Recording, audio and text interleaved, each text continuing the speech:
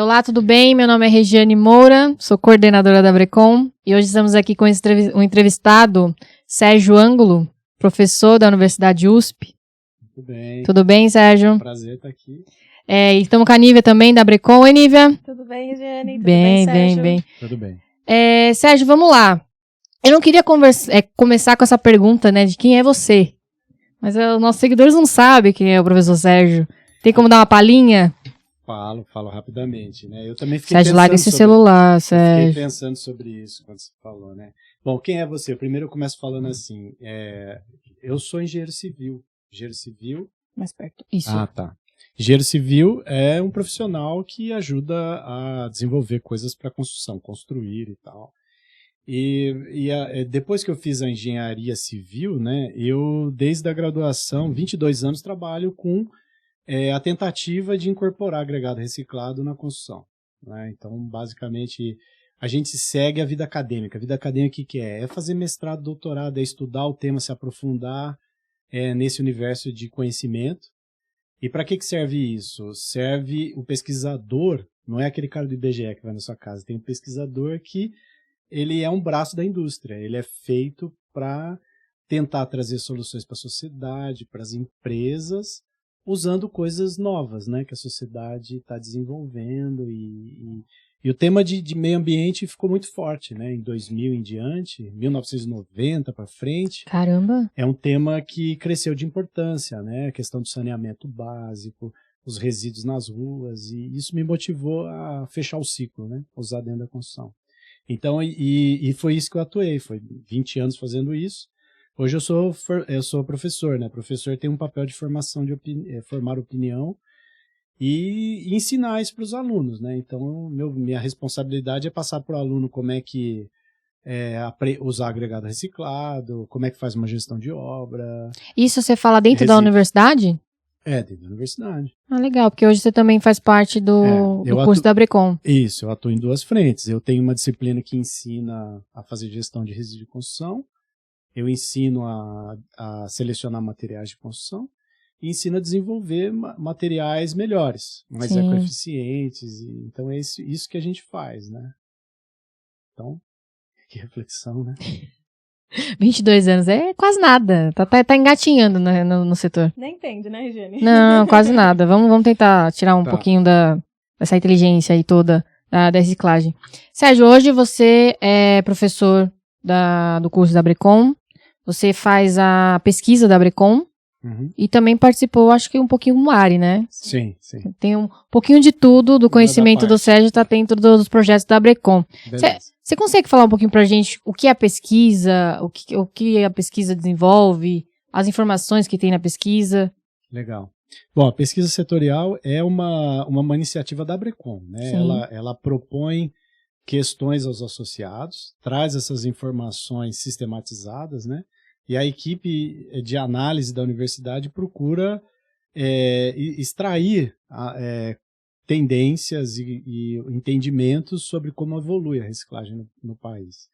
Então, acho que quem leu a pesquisa setorial, a primeira coisa que vai se deparar é entender quantas usinas tem no Brasil, qual o volume de RCD produzido no Brasil, na melhor forma que a gente consegue estimar, saber qual o índice de reciclagem brasileiro, as distribuições, e entender as dificuldades das usinas e também da evolução da gestão no país, né? Então, entender que tem regiões que estão mais avançadas em gestão pública, outras estão menos avançadas, e que o setor precisa de entender os gargalos, né? Gargalo qual que é? Preço de recepção de entulho numa usina, a questão da mistura dos resíduos, o combate à informalidade do descarte de resíduo para seguir uma via legal. Então, acho que em linhas gerais eu diria que é isso. A pesquisa hoje ela consegue dar um norte assim, para o empreendedor? Ou até mesmo para quem já dá uma consciência e dá um norte para que direção seguir e como implantar o seu negócio. Se você tem o seu negócio, através da pesquisa você pode otimizar a sua forma de operar e entender isso, né? O tamanho da sua empresa. Pode perceber, por exemplo, que você tem uma usina, mas não tem área para para estocar agregado ou resíduo, e por isso você não tem um bom desempenho no seu negócio, né? Então a área de recepção de uma usina é importante o tamanho do empreendimento é importante para conseguir viabilizar o negócio, né? Não adianta ter uma usina muito pequena, porque você nunca vai conseguir nem produzir muito agregado, nem receber muito resíduo da construção. Sim, sim. A Nívia tá aqui com a gente, ela faz a pesquisa, né? Ela tá à frente da pesquisa. Queria que ela falasse um pouco, se ela tem a dificuldade que tem de coletar esses dados. Porque o Sérgio, ele faz o trabalho, acho que o mais difícil. Não existe trabalho difícil? Não existe, todos são difíceis. Trabalhar é difícil, fácil, né? Trabalhar é difícil. Qual que é essa pergunta mesmo? A dificuldade que você tem, se você tem dificuldade de coletar as pesquisas. No caso, a gente até chegou a conversar sobre isso no episódio que teve entre nós da Abrecom, e a principal dificuldade que nós temos em relação a receber as respostas são as pessoas, no caso, saber que elas fazem diferença, saber que o poder público tem a obrigação de fiscalizar, tem a obrigação de responder, e para sim também a Abrecom fazer a pesquisa de forma eficiente e ter as respostas corretas, né? Nossa, não tem nada com nada, né? Não, eu vou deixar, porque... Né? Não, eu acho que pra não pegar o raciocínio cortar, né, Sérgio? Eu acho que o que você quis falar, o que você quis dizer assim, que a pessoa participa da pesquisa, mas ela quer ver um resultado, ela quer ter certeza... É que, na verdade, as pessoas não entendem o trabalho da Abrecom, elas não entendem que elas podem fazer a diferença, que, tipo assim, esses dias mesmos eu liguei pro transportadores, né, que eu acho que é um do setor que a gente mais tem dificuldade em receber resposta, não só o transportador, né, o poder público também. E a mulher falou assim pra mim, que no caso é a atendente, né, falou assim pra mim, mas pra que você quer saber? A minha empresa é pequena, eu não consigo te responder em nada, mas você vê que as pessoas não têm interesse em saber sobre o descarte, sobre a gestão da construção civil, no caso, né? E nem o impacto que isso pode causar quando você percebe o cenário brasileiro, né? Sim. É através dessas informações que a gente sabe quanto de dinheiro público está sendo gasto, limpando. Ou seja, qual o papel da universidade na construção civil? Tá, a universidade, primeiro aspecto... mercado, né? A universidade tem um aspecto formativo, né? Então a gente dá capacitações para os engenheiros para eles poderem exercer a profissão, ter o CREA, então a gente fornece capacitação. Além disso, a universidade de pesquisa, a USP é uma universidade de pesquisa, ela tem o papel de desenvolver pesquisas para a sociedade, com empresas, e também formar a pessoa pós a graduação, né? Para dar formação de pós-graduação. Formar mestres e doutores. O que um pesquisador faz? Ele consegue recurso público de inovação, consegue fontes de financiamento para fazer modificações e inovações nas empresas, né? Então você precisa de um profissional que esteja capacitado a fazer pesquisa e inovação, né? Então esse profissional é importante para o desenvolvimento de qualquer país, né? Precisa ter isso. E a USP, ela tem essa vertente, né? Então a gente, mais de 1/3 do nosso tempo, ou mais da metade dele, é dedicado a isso, a fazer com que as empresas melhorem a sua competitividade, desenvolvam produtos e implementem coisas dentro da sociedade. Teve alguns episódios anteriores no podcast, muito foi falado sobre a resistência do engenheiro em aceitar o agregado. Tá.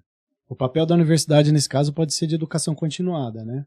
Então, por exemplo, o engenheiro que sai há 20, 30 anos da construção, ele não estudou isso na universidade, nem tem por que implementar, né? Então, por exemplo, o CREA, ele pode promover cursos de atualização profissional, ele pode introduzir nesses profissionais o conhecimento de norma técnica, que as novas possibilidades, né? Porque eu comentava que um engenheiro civil, na frente de uma obra, ele lida com milhares de atividades simultâneas que uma obra tem. E ele tem a principal responsabilidade dele é chegar no custo, no tempo, aquela obra. Qualquer coisa que ele faça que atrapalhe o caminho crítico, que é os pontos principais, ele não vai fazer, porque ele tem uma meta de gerenciamento, né, de produção para fazer. Então, às vezes você fala, vamos mudar o agregado, ele fala, mas eu preciso cuidar da estrutura, porque é o mais importante. A preocupação dele é outra. É outra preocupação. Então, para você fazer essa mudança, é uma mudança estruturada na empresa. Tem que vir da direção da empresa, e é uma mudança de postura que é da cadeia de decisão até embaixo. E ela transforma toda a cadeia. até dar um curso de atualização para o engenheiro perder o medo tecnológico, perder o medo do risco do produto e passar a usar. Então, acho que esse é um papel que não é só da universidade. A universidade ela pode oferecer educação continuada, mas é uma ação de sociedade de profissionais, que passa pelo CREA, passa pela Brecon, passa na sociedade como um todo, né? Porque nós queremos modificar a nossa realidade. Sim, você acha que hoje a Brecon consegue não é atualizar, né? Atuar? Não, atenuar essa defasagem de atualização. Porque assim, o CREA ele não vai dar esses cursos, a Brecon ela tem um curso. Então, mas a Brecon com o CREA pode fazer algo mais forte, mais disseminado, que eu estou querendo dizer. Segmentar mais a mesmo engenheiro. Fazer isso em núcleos regionais, né? Pode fazer. E pode ter uma ação que interessa a cadeia como um todo, né? Uma ação...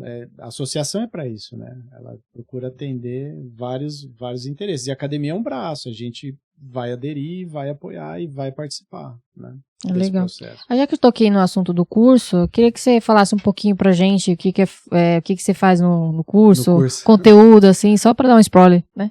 Tá. Bom, o curso eu acho que ele tem uma vertente de conscientização, que eu acho que o Levi faz muito bem, de perceber a questão estratégica. A primeira coisa é entender estrategicamente como é que se monta uma usina, como é que entra nessa estrutura de desenvolver um negócio de reciclagem de resíduos da construção. Depois vem uma questão técnica, que eu diria o seguinte, que é entender como se monta um empreendimento de reciclagem, que equipamentos tem, o que não fazer, o que fazer, né? Entender que uma usina não é comprar um único equipamento, tem a ver com desenvolver um negócio, entender o mercado Você não vai ficar rico do dia para o outro vendendo agregado. O que fazer agregado não é produzir pão de padaria, né? Que o Levi fala, que não é simplesmente só botar o fermento ou um ingrediente, porque depende de um encadeamento na cadeia da construção. A cadeia da construção civil tem gente que produz material, tem gente que executa construção e tem gente que dá manutenção na construção, que são vários setores envolvidos, né? Então não dá para você achar que você vai vender agregado no varejo e que vai dar tudo certo sem ter uma iniciativa de desenvolver um mercado, né? Um apoio tecnológico ao mercado, né? Porque isso é necessário. Sérgio, eu queria falar um pouquinho agora sobre o MARI. Tá. Você desenvolveu o MARI ou participou de uma parte do MARI, né? O que você acha que o MARI pode agregar para o mercado? Mas antes de você responder, deixa eu só... Eu acho que o Sérgio, ele tá falando olhando para lá. Essa câmera não tá pegando. Eu acho. Porque ele tá falando, ele olha pra mim. Aí ele tá olhando, parece que ele tá olhando pra TV, sabe? Não sei se você tá percebendo isso. Você quer que eu vire? Eu acho melhor, porque ele tá falando virado pra cá. Ele tá virado pra mim, mas tá parecendo que tá virado pra lá. Que você tá olhando pra mim, tá certo. Eu tô tomando café aqui, tô relaxando. Isso. Mas assim, é sempre de ficar assim, sabe? Essa conversa olhando... Peraí. Porque tá pra lá. O microfone nem me permite essa rotação. Que a gente pode aqui, tá aqui, ó. Tá vendo? Deixa eu ver, se eu ficar assim... Isso, beleza, Beleza. Aí você olha pra mim de novo. Tá, olha pra ele. Dá um flash, olha pra cá. Tá, beleza. Pode continuar. Eu queria que você falasse um pouquinho do MARI, né? Que você tá dentro desde o começo. Manual de Aplicação de Agregado Reciclado. Eu participei dessa última edição do MARI. O MARI já tem 2 edições, acho que essa é a terceira, né? Sim. O que eu percebi? O MARI é um documento para consultar aquilo que você quer fazer com o agregado reciclado, né? Como que você pode aplicar ele. Então, eu posso ler a parte do MARI de pavimentação, que é ligado a como usar o agregado no pavimento, posso entender como usar no concreto, como fazer uma argamassa, como fazer uma obra de valas e geotecnia dentro do MARI. Aí o que o MARI abre, né? Quando você abre essa seção, ele vai te mostrar, primeira coisa, é entender como é que se faz essa aplicação, né? Cuidados que você tem que ter. Então já tem um alerta ali, já te mostra como é que esse produto é aplicado. E aí você entra em tabelas, né? Porque a construção tem muito norma, né? Normas e procedimentos para fazer as coisas com qualidade. Então você precisa entender limites, especificações que você tem e como é que você faz isso, né? Que nós introduzimos além disso? Nós introduzimos, por exemplo, as tabelas de consumo, né? Porque quando você vai fazer uma obra pública para a Caixa Econômica Federal ou qualquer órgão público, existem tabelas de consumos, a quantidade de materiais ou serviços que são usados, né, na construção, eles têm preço, quantidade de horas e quantidade de materiais definidas. E isso orienta o profissional a como produzir o agregado, né? Então, assim, como é que quanto de cimento eu devo colocar, quais são os aspectos norteadores de fazer uma argamassa que é mercado competitiva do ponto de vista do mercado, então dá uma referência. E essa referência também é de trabalhos. Você pode falar assim, nossa, o que se sabe sobre fazer pavimento com agregado reciclado? Então lá vai ter uma lista de documentos técnicos que um profissional que acessa pode estudar e ampliar seu conhecimento para saber mais informações técnicas de como usar, né? Então, resumindo, ele é um guia, ele dá aspectos técnicos e ele ajuda o profissional a entender o que seria o benchmark, qual que é um ponto mínimo de saída para fazer essa aplicação em quantidade de materiais e tal, né? O futuro seria as pessoas melhorarem os custos, criarem soluções de aplicação dos materiais, melhorando o desempenho. Sim. Desempenho técnico, desempenho econômico e também ambiental desse produto. Então, acho que isso é uma referência e que começa com uma ideia de ciclo de melhoria. Melhorar os produtos, melhorar e assim disseminar, né? Nos próximos anos do MARI, a gente tinha a ideia de fazer estudos de caso. Porque o empresário que quer aplicar, às vezes ele quer saber que deu certo, exemplo, né? Aonde deu certo, quanto economizou, como que foi o bom resultado técnico, econômico, então os estudos de caso eles são coisas muito ricas, né, para um empresário que quer seguir o mesmo caminho ou qual o melhor caminho, né, para seguir. Sim, eu tô vendo que hoje parece que não tem muito um caminho, né? Não, o povo te atira para todo lado. Não, existem caminhos, mas existem caminhos mal documentados, eu acho. E assim, a gente sabe de empreendimentos de sucesso que usam agregado na pavimentação, só que ninguém nunca tem um número, ninguém sabe o resultado financeiro, ninguém sabe... Mas, Sérgio, é um segredo que eles acham que eles estão...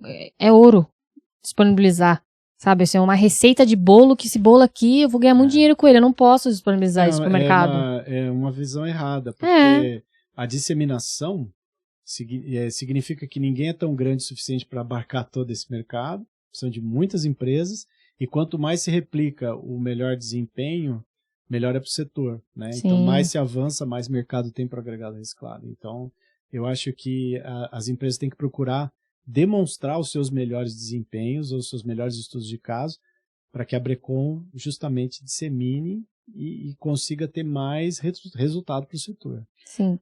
Sérgio, hoje você acha que o setor ele é amador? O setor da reciclagem da construção civil? Eu acho que as aplicações... Amador eu não diria. Eu diria que é um setor de baixo aporte tecnológico. Então, assim, o que é isso? Técnico, hein? Não, aporte tecnológico é assim, soluções muito simples colocadas na obra. Então, assim, a gente fala que é a cultura de usar o resíduo como enchimento, né? Uhum. Sem muito critério técnico, né? Eu vou preencher vala, fazer tal. Então, usa mais como um material geotécnico, assim, onde não tem muita exigência técnica.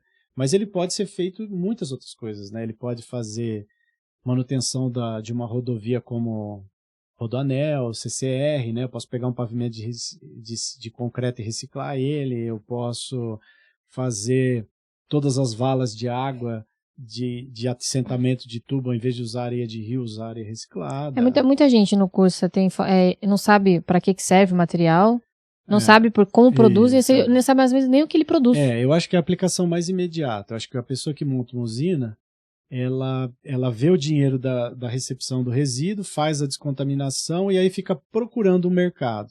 E às vezes o mercado que ele consegue viabilizar é um mercado mais simples, porque ele não tem muito bem montado uma estratégia de venda, né, de agregado, ou não tem, né, um aporte com a Brecon, outras coisas que façam os convencimentos dos clientes. Né? Sim. É a mesma coisa, se você quer vender areia ensacada, você tem que ir na casa de varejo, você tem que provar que o produto tem desempenho, você tem que convencer as pessoas a comprar o seu material, né? Porque existem outros oferecendo material no mercado. É um mercado de concorrência, né? Onde Por exemplo, então tem muitas empresas que eles até desenvolvem as soluções tecnológicas e treinam os engenheiros para usar.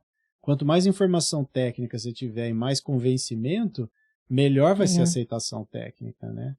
Agora, se o engenheiro vai suspeitar e não tiver uma evidência técnica, ele declina. Ele declina da compra, mas é uma opção dele, né? Ele tem uma opção para fazer. Ele pode optar por essa ou por aquela. Sim, sim. Sérgio, eu falei aqui alguns projetos que você tem com a Brecon, mas eu não falei do RCD Lab. Ah, tá. RCD Lab? Lab? Lab RCD. Não, RCD Lab. RCD Lab. Eu queria que você falasse um pouquinho sobre esse projeto. Tem também o curso avançado. Bom, eu acho... eu ia fazer uma pergunta para a Lívia, eu interrompi. Mas, a Nívia. Nívia, desculpa. Então, o RCD Lab, eu acho Lab, que... Levi? Lab. RCD Lab. Lab. Ele é uma iniciativa da academia com a Brecon, né, envolvendo instituto de pesquisa como IPT, USP e a Brecon como primeiras entidades. E o objetivo é disseminar soluções técnicas documentadas. Sim. Então a gente pode fazer os estudos de caso através do RCD Lab, a gente pode saber selecionar quais equipamentos são melhores para o setor fazendo teste com fabricantes de equipamentos lá para selecionar os melhores, fornecer informações técnicas para que quem vai comprar equipamento compre com mais certeza do que está comprando e do desempenho do produto. Mesma coisa para aplicação. Posso testar pavimentos, posso fazer concreto, produzir mobiliários urbanos. Então existem desafios enormes, né? Que é, por exemplo, a gente sabe que dá para fazer grande parte das calçadas, mobiliários urbanos da cidade com resíduo da construção de forma competitiva. Só que ninguém foi lá e fez o protótipo. Construiu o banco. Deixou ele mais bonito do que os bancos de pré-fabricados que a indústria oferece. Então é quase um segmento de mercado que você vai especializando, desenvolvendo e vai implementando. Né? Então, em parceria, o RCD Lab ele é isso. Ele é um laboratório de experiências. Você acha que esse é o futuro? Com certeza, porque você consegue demonstrar o desempenho dos produtos, você tem argumento de venda e você consegue fazer otimização do produto. Porque a academia, quando ela faz uma pesquisa, ou ela faz uma coisa, ela não chega nesse ponto final da aplicação. Às vezes ele estuda o concreto, mas ele não faz o banco, ele não faz a calçada, ele não faz execuções de 200 metros de calçada, 300. Então é justamente dessa experiência do fazer que vai se otimizando a tecnologia, a solução e vai melhorando a forma como o produto é aceito na construção. Legal, bacana. Tem alguma pergunta, Lívia? Sérgio, o que você, no caso, faria... Esqueci, gente. Pode ler, não tem problema não. Não, é que eu tava pensando aqui. Eu lembrei. Hoje tem algum curso universitário que a pessoa pode se especializar para entender mais sobre a reciclagem da construção civil? Curso Abrecon, gestão de resíduos.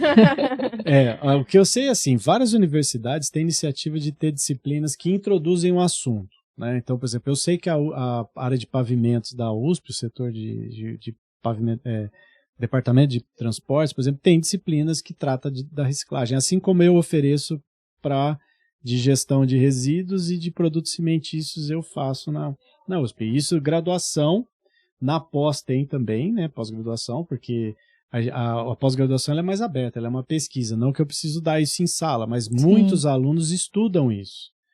Qualquer universidade brasileira que tem curso de pós-graduação tem um professor pesquisando como aplicar agregado reciclado, como fazer as coisas que dentro do MARE mesmo eu falei, tem vários trabalhos. Esses trabalhos são públicos, é da sociedade. A sociedade pode acessar, pode organizar as informações e pode usufruir dela.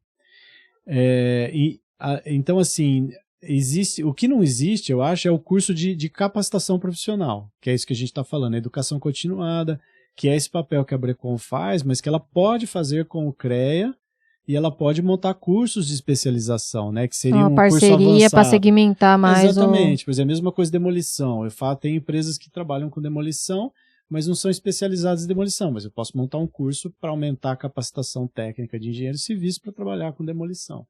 E a mesma coisa para desenvolver produto de reciclados. Então, por exemplo, vamos desenvolver protótipos, um curso para desenvolvimento de protótipos. Fazer bancos, fazer calçadas, fazer revestimentos de argamassa mais competitivos, usando menos cimento e tal. Então, essa linha, ela é muito rica, né? E ela envolve, assim, desde a associação às empresas de reciclagem, setor da construção que produz concreto, que faz argamassa, eles participam desse processo, né? Podem participar. Sim. Tem mais uma coisa? Tem. Você acha que o conhecimento hoje pode mudar a realidade do setor da construção civil e demolição? Nossa, com certeza. Eu acho assim, existe conhecimento de como aplicar esses materiais na academia, e isso está muito bem documentado, né? Que nem tinha uma pergunta aí que falava quando começou a reciclagem. A reciclagem é muito antiga. Começou em Roma. Depois veio no pós-guerra da Alemanha, teve as primeiras reciclagens em massa. Então tem muita coisa. Foi através da guerra, né? Não sabia o que fazer com tanto usar os resíduos e processar. Material. Então, assim, tem muita pesquisa feita fora do país e tal. Só que existe uma coisa que se chama implantação tecnológica. Você faz a coisa no laboratório, só que você não faz calçada no laboratório. Calçada você faz no ambiente relevante da indústria. Então, isso é um escalonamento de tecnologia que a universidade não tem a competência e nem a obrigação de desenvolver. Às vezes ela demonstra viabilidades e formas de aplicar. Só que daí você chegar num produto comercial competitivo para a indústria tem que investir dinheiro para fazer isso, né? E esses laboratórios, eles fazem isso. Eles tiram essas coisas do laboratório e traz de forma competitiva até a porta da indústria. Entendeu? Para a indústria poder vender num risco menor essas tecnologias. Legal.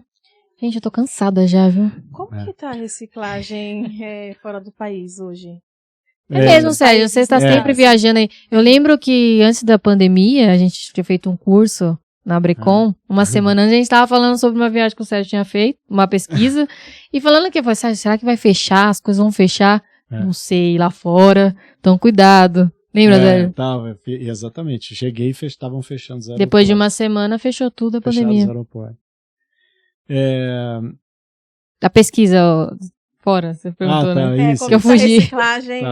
Então, o que acontece? Tem países que reciclam grande parte ou quase a totalidade dos resíduos da construção dentro de um setor, na construção. Mas diferentes aplicações. Por exemplo, tem país que usa a maior parte em pavimento. Usa pouco em cimento, produtos cimentícios.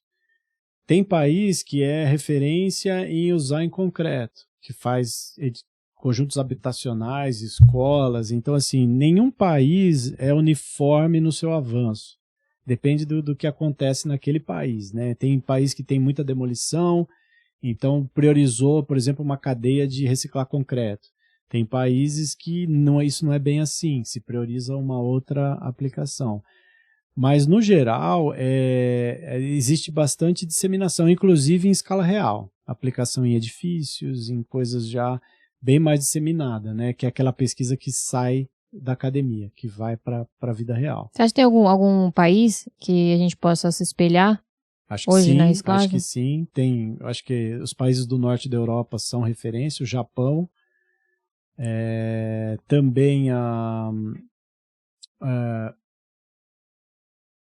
norte da Europa, e eu ia falar da Suíça, né? Acho que a Suíça é um país que recicla bastante concreto e tem uma experiência muito particular em escalonamento como produto cimentício. Você acha que o Brasil consegue chegar... O Brasil não tem nada a dever para esses países em termos de norma técnica. O que tem aqui, tem lá. O que não tem é mobilização setorial. O que nós temos até, eu acho que muito bem no Brasil, mas a gente não consegue interligar tão bem alguns setores como eles conseguiram fazer, e talvez também a questão de não ter tanta informalidade na construção. O Brasil é um país diferente porque tem muita informalidade, muita reforma, que não tem nem engenheiro cuidando e nem gerando resíduo. Então, assim, uma boa parte da construção do Brasil corre fora da legalidade. Eu nem sabia e esse disso. É um setor que não tem muita regulação. Então, a gente vive um problema de descarte irregular de resíduo, que é um problema da sociedade brasileira e da forma como se constrói e da forma de fazer essa governança, que em outros países não tem, né? Por exemplo, como eu falei, na Europa. A Europa não tem isso. Você não compra cimento sacado e ninguém faz sua casa comprando numa casa de materiais de construção os materiais. Mas como que é a construção? Assim, eu não consigo contratar um cara e ele ir lá e construir minha casa. Você contrata um profissional, paga um engenheiro, então não tem uma construção informal. O Brasil tem gente que... Não existe, coitado. Tem muitos pedreiros que fazem a sua própria construção no Brasil. Isso é mais difícil. Então o nosso problema é mais complexo que outros problemas. E em outros países isso evolui mais rápido. A questão de não ter aterro clandestino, de ter preços competitivos para vender agregado reciclado. Caramba, existe algum país que não tem aterro clandestino? Eu acho que tem. Tem sim. Acho que países que têm uma formalização, países bem desenvolvidos, raramente tem. Tem descarte em rua, mas é localizado. Sim, mas é um pontinho. É pouco, não um aterro clandestino como tem no Brasil, essas coisas. Então, eu acho que o problema é diferente. E eles têm eles conseguem fechar o modelo econômico, né? Então põe o preço do aterro muito alto e aí viabiliza a cadeia de reciclagem. Como tudo é formal, funciona. No Brasil, às vezes, você tem lugar que tem aterro que tem fiscalização boa, tem lugar que não. Então tem regiões que avançam na reciclagem, tem lugares que não tem como evoluir. Porque o cenário público não é atrativo. A gente estava falando aqui no primeiro episódio sobre a Jundiaí. Por que ninguém consegue replicar o que é feito lá?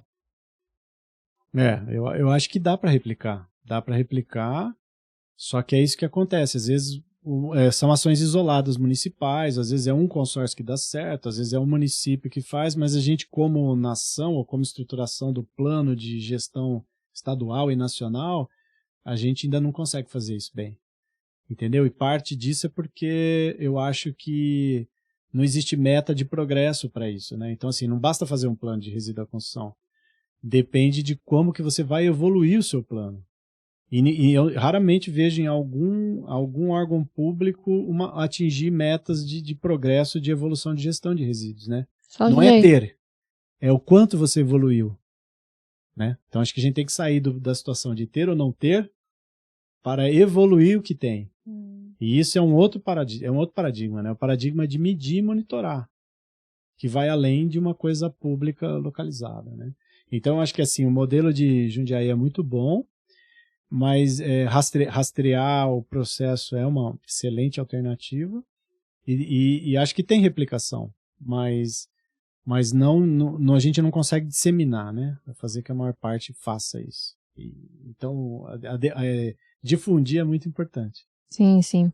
Mais alguma pergunta, Nívia?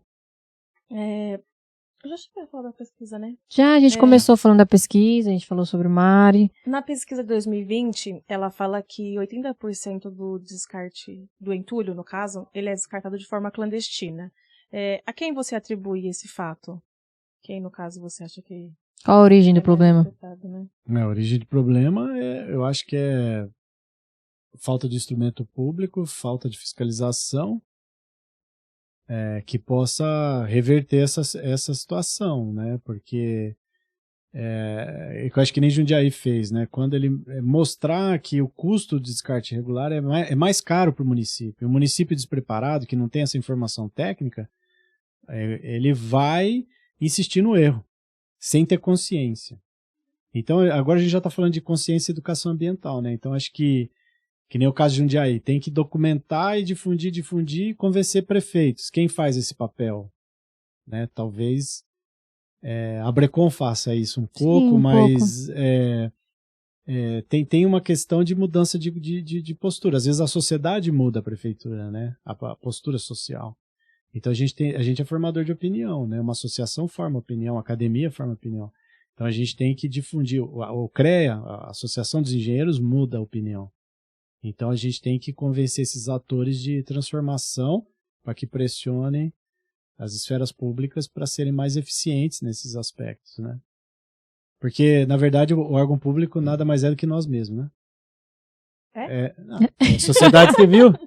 A sociedade civil, você que poderia ditar quais são as políticas públicas. O que acontece lá em Jundiaí. A sociedade vai editar. Eu quero desse jeito. A prefeitura foi lá e vou fazer. O governo e a prefeitura assim, né? Somos todos nós, né? Então depende da nossa capacidade de mobilização social, né? E política para mudar as coisas, eu acho. Voltando só um pouco ao assunto do plano de resíduos sólidos, você chegou a falar que as prefeituras elas fazem. Uma dúvida. O plano de resíduos sólidos ele é anual, né? Ele é anual. O quê? O plano de resíduos sólidos. Acho que não, né? Não, ele é um plano que vale para vários anos, mas ele pode ficar parado no papel e não evoluir. Ah, tá. Então, no caso, se a prefeitura fez um plano em 2020, até 2023, o plano fica parado ou não? Como que funciona a atualização do plano? A primeira coisa é você conceber um plano legal, que obedeça à legislação e que evite descarte irregular. Isso é uma intenção. Daí a intenção funcionar na prática é outra coisa. E o seu plano poderia ter meta de melhoria? Poderia. É isso que se faz hoje. Então, por exemplo, quando você pega um plano de gestão integrada de resíduos sólidos PGIRS, ele tem um capítulo do resíduo da construção e dentro desse capítulo deveria ter uma meta a ser seguida de redução de descarte irregular, aumento de índice de reciclagem do município, né? Mas mesmo que ele não mude, assim, a edição tem uma revisão, né? Anual, sei lá. Depende, ela pode ter sido parada, pode ser que o órgão ambiental lá resolveu atacar outro problema e não o resíduo da construção. Que eles fazem isso, né? Que na verdade o plano de resíduo sólido, eles não, dificilmente eles atuam sobre o resíduo da construção civil e demolição, não é? Ele é um capítulo, né? Hoje, pela legislação do Plano Nacional, Política Nacional de Resíduos Sólidos, eu entendo que isso é um capítulo. Então tem que ter o capítulo do resíduo da construção, o de varrição e vários outros. O Levi chegou até a comentar que num plano, acho que, não lembro de qual estado que foi, que eles falavam muito do resíduo sólidos, não da construção civil e demolição. Qual seria a dica que você daria para a prefeitura implantar um resíduo da construção civil e demolição no plano de resíduos sólidos? Seguir a CONAMA, né? Seguir as instruções, os manuais orientativos para fazer isso. E tentar conseguir os subsídios públicos para que tragam o benefício da gestão, né?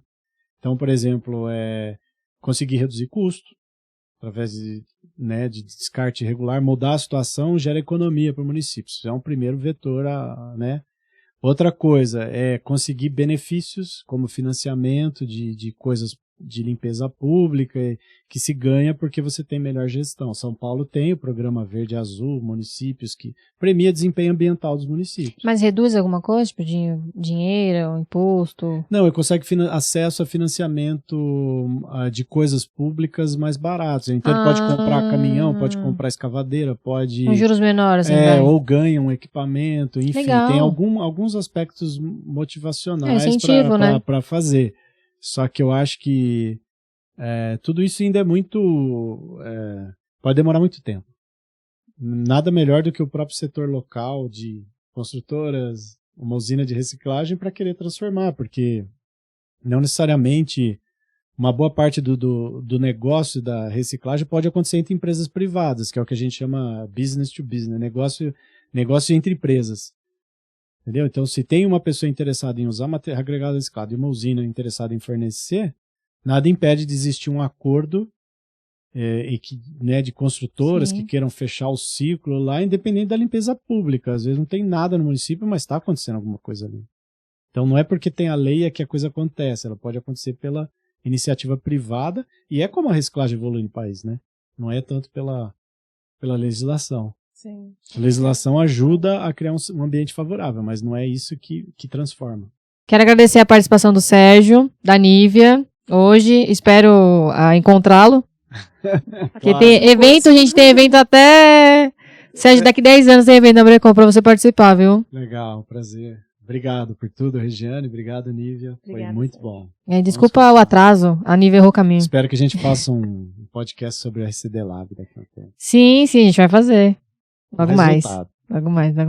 Obrigada.